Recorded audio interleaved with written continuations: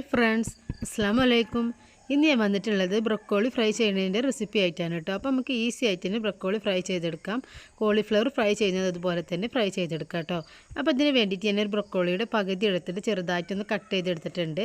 അപ്പോൾ ഇനി ഇത് നമുക്ക് നല്ല തിളച്ച വെള്ളത്തിലിട്ടിട്ട് 2 മിനിറ്റ് ഒന്ന് വേവിച്ചെടുക്കണം കേട്ടോ. ഇതിൽ വിഷാംശമൊക്കെ ഒന്ന് പോയി കിട്ടാൻ വേണ്ടിയിട്ടാണ്. അപ്പോൾ ഞാൻ തിളച്ച വെള്ളത്തിലിട്ട് ഇതിലിട്ട് കൊടുക്കുകയാണ്. എന്നിട്ട് 2 മിനിറ്റ് ഒന്ന് വേവിച്ചെടുക്കുകയാണ് കേട്ടോ. അപ്പോൾ ഇതിലേക്ക് ഇത്തിരി മഞ്ഞൾപ്പൊടിയും കൂടി ചേർത്ത് കൊടുത്തിട്ടുണ്ടായിരുന്നു. അപ്പോൾ ഇതിൻ്റെ വിഷാംശമൊക്കെ ഒന്ന് പോകാൻ വേണ്ടി നല്ലതാണ് മഞ്ഞൾപ്പൊടി ചേർത്ത് തിളപ്പിച്ചെടുക്കുന്നത് കേട്ടോ. ഇപ്പോൾ ഞാൻ 2 മിനിറ്റ് കഴിഞ്ഞ് തിളപ്പിച്ചതിന് ശേഷം ഇതൊരു വെള്ളമൊക്കെ ഒന്ന് പോകാൻ വേണ്ടിയിട്ട് വെച്ചിട്ടുണ്ടായിരുന്നു കേട്ടോ.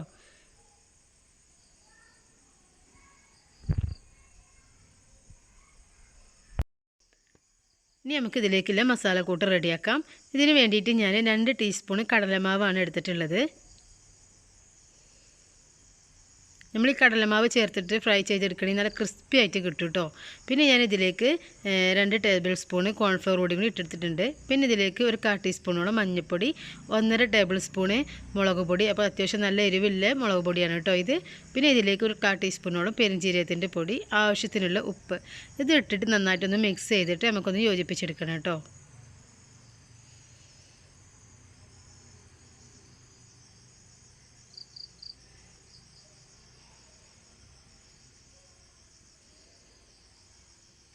ഇനി ഇതിലേക്ക് കുറച്ച് വെള്ളം ഒഴിച്ചിട്ട് നമുക്ക് നന്നായിട്ടൊന്ന് മിക്സ് ചെയ്തെടുക്കാം.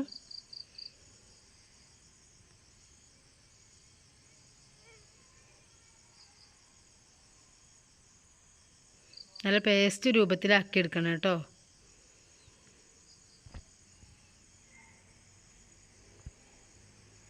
ഇപ്പോൾ നന്നായിട്ടൊന്ന് മിക്സ് ആയിട്ടുണ്ട്. ഇനി നമുക്കിതൊന്ന് ലൂസാക്കി എടുക്കണം. അപ്പോൾ ഇതിലേക്ക് ഞാനൊരു 2 ടേബിൾ സ്പൂൺ വെള്ളം കൂടി ഒന്ന് ഒഴിച്ചിട്ടുണ്ട് കേട്ടോ.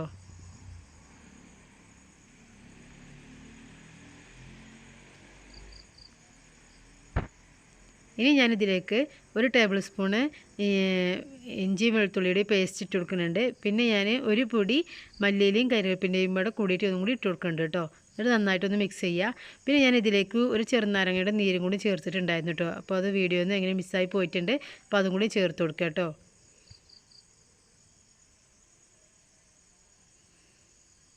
എന്നിട്ട് നന്നായിട്ടൊന്ന് മിക്സ് ചെയ്ത് കൊടുക്കുക. ഇനി ഇതിലേക്ക് നമ്മൾ വേവിച്ച് വെച്ചിട്ടുള്ള ബ്രൊക്കോളി ഇട്ട് കൊടുക്കുക കേട്ടോ. കുറച്ച് കുറച്ചായിട്ട് ഇട്ടിട്ട് നന്നായിട്ടൊന്ന് മിക്സ് ചെയ്തെടുക്കുക.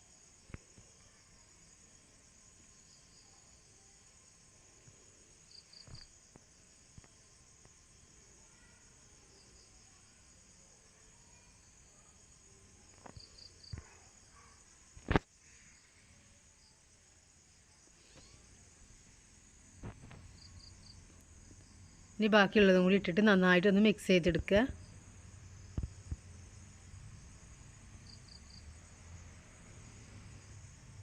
കൈ വെച്ചിട്ട് തന്നെ നന്നായിട്ടൊന്ന് തിരുമ്പി മിക്സ് ചെയ്ത് എല്ലാ ഭാഗത്തും മസാലക്കൂട്ടാകുന്ന വിധത്തിലൊന്ന് മിക്സ് ചെയ്തെടുക്കുക കേട്ടോ.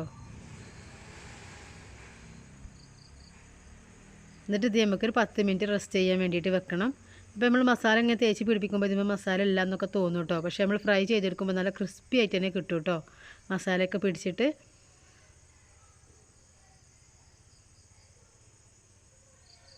ഇനി ഒരു 10 മിനിറ്റിന് ശേഷം നമുക്കിത് ഫ്രൈ ചെയ്തെടുക്കാം. അപ്പോൾ നല്ല ചൂടായിട്ടുള്ള ഓയിലിലേക്ക് ഇത് ഇട്ട് കൊടുക്കുകയാണ്. അപ്പോൾ ഒട്ടിപ്പിടിക്കാതെ വേണം കേട്ടോ ഇട്ട് കൊടുക്കാൻ. അപ്പോൾ ഓരോന്നോരോന്നായിട്ട് തന്നെ ഇട്ട് കൊടുക്കുക.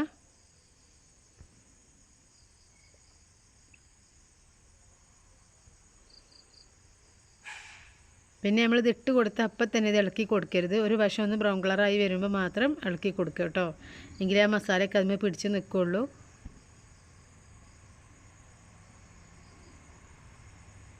അപ്പോൾ ഞാൻ ഫസ്റ്റത്തെ ട്രിപ്പ് ഇട്ട് കൊടുത്തിട്ടുണ്ട്.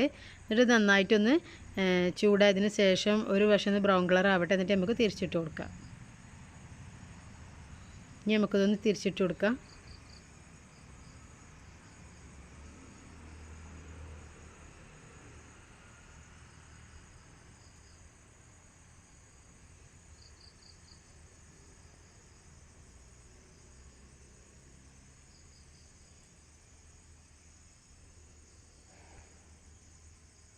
അപ്പോൾ അത് നന്നായിട്ട് തന്നെ ക്രിസ്പി ആയിട്ട് തന്നെ വന്നിട്ടുണ്ട് കേട്ടോ. അപ്പോൾ നമുക്ക് ഇതിന് പാനിൽ നിന്ന് മാറ്റാം.